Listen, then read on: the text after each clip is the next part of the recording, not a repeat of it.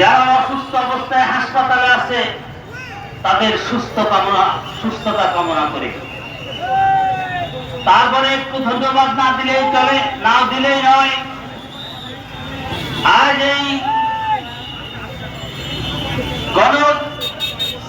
ছাত্রদের এই গণ অধিকারের দাবিতে যারা মাঠে ময়দানে অক্লান্ত পরিশ্রম করে বিভিন্ন রকমের ঘাত আঘাতের বিনিময়ে স্বৈরাচার শাসন থেকে, স্বৈরাচার এই সরকার থেকে যারা এই বাংলাদেশকে আবার পুনরায় স্বাধীনতার মতন স্বাধীনতা অর্জন করেছে, বিজয় অর্জন করেছে, তাদেরকে আমি ধন্যবাদ জানাই।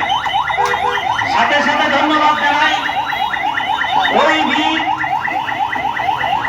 সিপাহসালারকে, যিনি নায়েবে আমিরুল মুজাহিদিন সৈয়দ মুফতি মাওলানা ফয়জুল করিম দামাত বরকাতুহুকে।